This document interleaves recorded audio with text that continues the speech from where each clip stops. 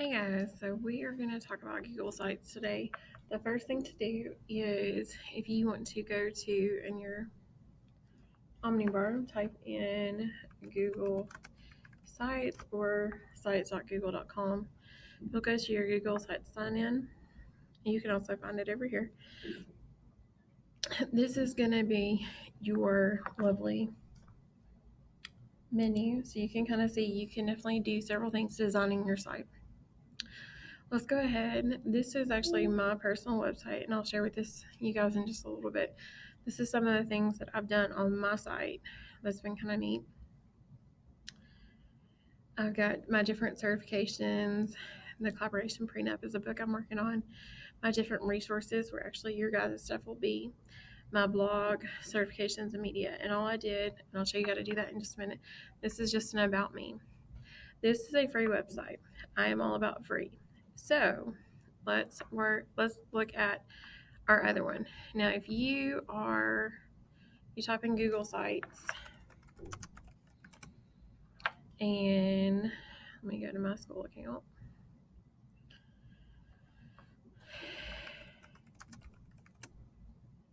It's going to come up for sign in. There is an old way to do it, or now it's just going to take you to the new way. All right, so it's just come to me as a new. There may or may not be a thing where it says old Google Sites. Just go to the one that says new Google Sites. All right, so from there, as you can see, here are some of my blank ones that I have done. What you're going to do is you're going to go to a blank, and you can pick any type of template that you want. But one of the things that you can do is you want to title your site, of course. So this would be my example. All right, so I'm typing in my name. This is going to be example. All right, so what you're going to do is there is a undo and redo last action button. This is a preview button that allows you to see what it looks like on different devices. This is going to be for the link when you publish it. This is going to add a collaborator. So if you wanted to do a website with maybe your team members, or if you wanted the kids to be doing a website, it would be the same. You would have them collaborate. Your settings, you're going to have your navigation, your brand images, your viewer tools, analytics, and announcement banner. This is going to help you with some of your settings. You've got your mode, what you want your top to look like, or if you want it on the side, the color. All right, so we have on the side, you can change your image here for the background. So like on my personal website, it says Sped Tech Teacher. So that's one way to change it. And a header type is just how you want your banner to be, and this is considered the banner.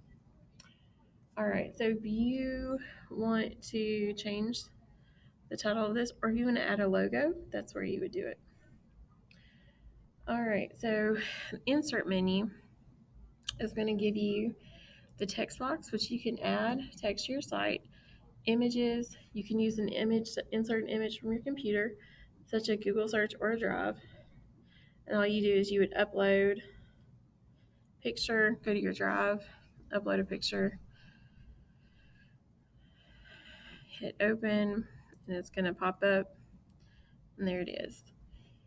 If you do embed, it's going to be a URL to embed contents from the internet. So you could do this for a Google Calendar in case you were having a way to show your parents, hey, this is all the things that we're doing this month. Or even if you wanted your kids to say, here's when we're selling something. I'll talk more about how you can use sites in just a minute. You can drive import files from your drive, which is really cool. Here are your layouts. This is going to be the layout is how you choose everything for your site. So you can pick, there's a variety of different things. So as you can see, I could put 3 pictures here. I could do it this way where I edit text. So it kind of already gives you like some suggestions on how to do it. So you see I'm just doing the undo bar. Collapsible text is going to allow to create menus with text that will collapse into headings. To make it cleaner navigation and less scrolling, you've got a table of contents. So at the top, this will be a heading and it'll appear in your table of contents. The image carousel will allow you to bed images that will scroll by in a carousel.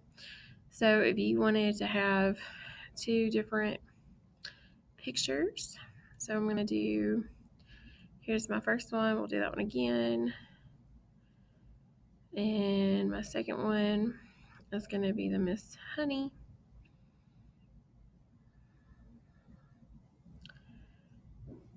And it's going to insert.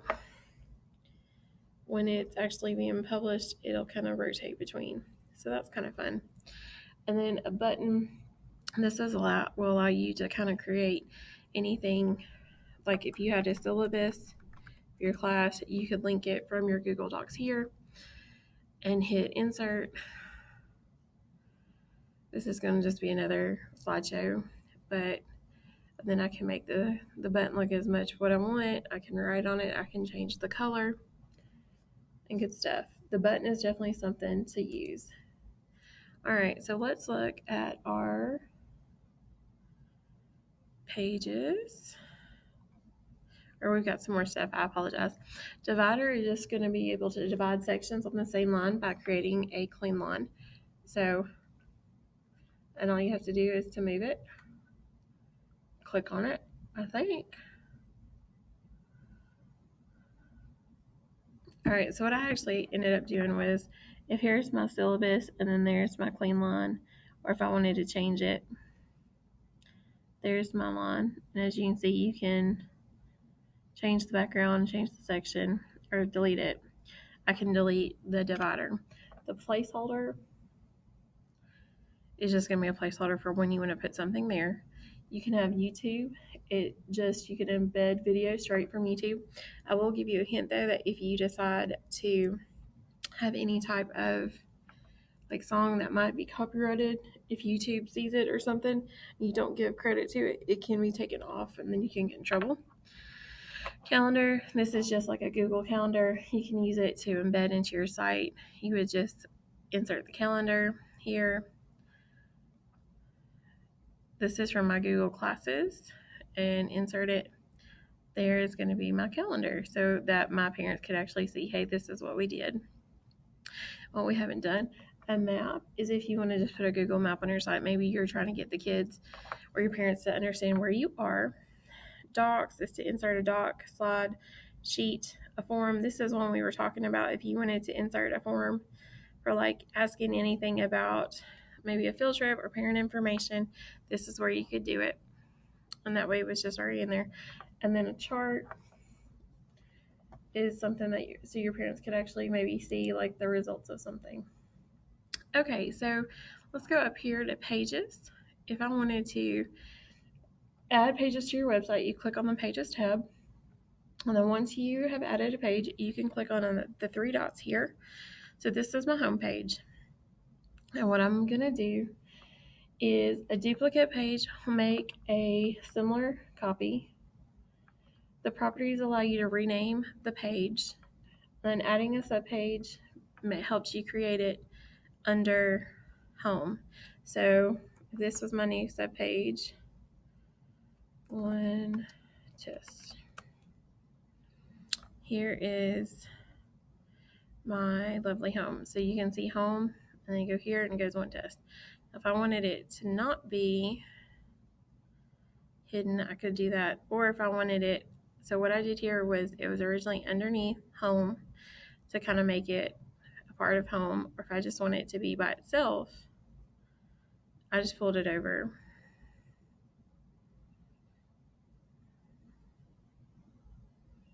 All I had to do was pull it over and I got it to do a one page. If you hide it from navigation, it's going to keep from allowing everyone to see. Themes is going to just kind of help you. You can change the theme, color, and font. You can always pay for different Google templates, but I always like free is better to me. All right, when you're ready to publish your site, you can do a few things. You can have, here we are, the Virgin History and Duplicate site. If you want to report a problem, or if you just want to really take a tour of Google Sites, this is where you would go. Here is where you would want to hit publish, and what's going to do, it's going to provide you a site name, and you can actually do your own site if you wanted to, but you can always add who gets to see it. So who the owner is. So you're the owner, and if you share it, and you can add it to the thing to everyone. This is published site, so anyone in the group can open it, or as if it's public. So this is really important because if your students just want to share it within school, Dade County Schools would be a great way to do it if they want to be a viewer, if it's published site. So if I wanted just to do this as a test, this would be my published site. This allows for people to search for a site if they don't know your URL, which is kind of a big deal. There are some ways that you can use Google Classroom or Google Slides in the Classroom. You can use it to share different resources for a unit of study. I'm going to show you one of mine. You can also teach students about new tools or procedures through it. You can create digital escape rooms. You can show what you know. Students can demonstrate what they learned during this unit of study. Share pictures using the image carousel. You can house all of your professional resources in one place. You can create project websites, which is what I was talking about. So if you're doing social studies and the kids are coming up with an invention and they want to share it with everyone else, this is one way that you could do it.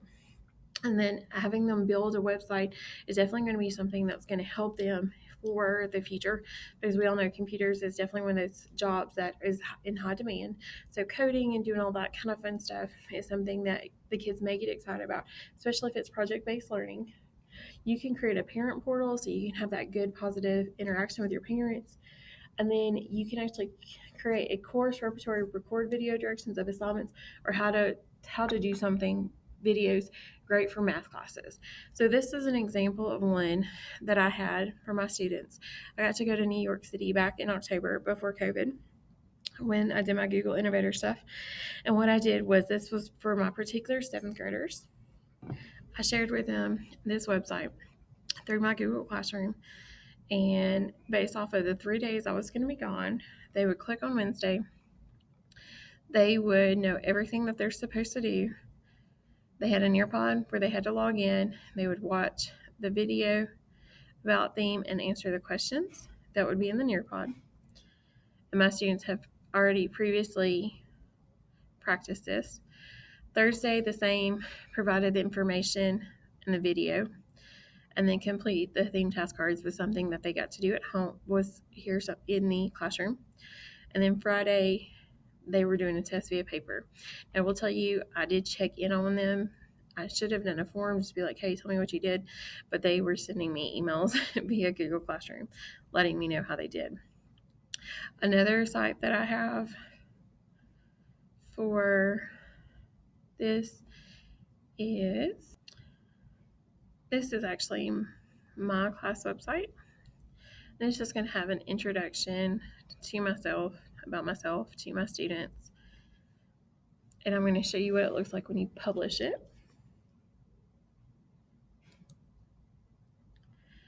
So if this is publish site link, copy link. I didn't exactly publish it, but I didn't change anything. If you change something, it'll show you like an edit view.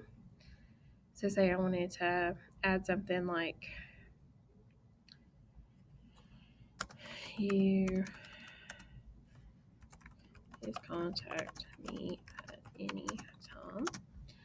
From here, if I go to publish, what's going to do is going to pull up review changes and publish. So this is what it currently looks like, and this is what the draft is going to look like. So you can see here is where the change was made, and it's going to show you all of the changes to your left. I'm going to hit publish because, yes, I do like that. And so what it's going to look like when I view it is, here's my class website. So got my information. I've got 6th, 7th, and 8th grade. What I've got currently right now is I do need to put a calendar up and all of that good stuff. I've got the 6th grade ELA standards for Georgia, and so someone would just have to click on it and it takes them to the Georgia standards in case parents are wondering, hey, what is my kid learning? I'm doing the same for 7th and 8th grade. So now my personal SpedTech teacher website is kind of cool because I feel like it is one of those. I can definitely, so I'm going to copy my link. And I have this particular website just because I do speaking on the side and provide trainings.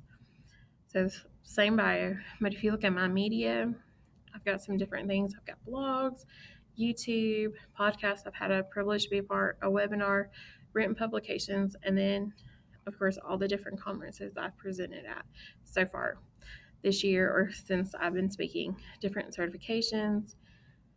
And so it's kind of cool because then if somebody wanted to talk to me or if somebody was interested, they see all the different resources. Here's even resources that I have for different things. So here's different presentations. And so if somebody was curious, they could click on it and find it. I love Google Sites. I think that this is one of the best things that you can do and spend time on. It's definitely something to work with your kids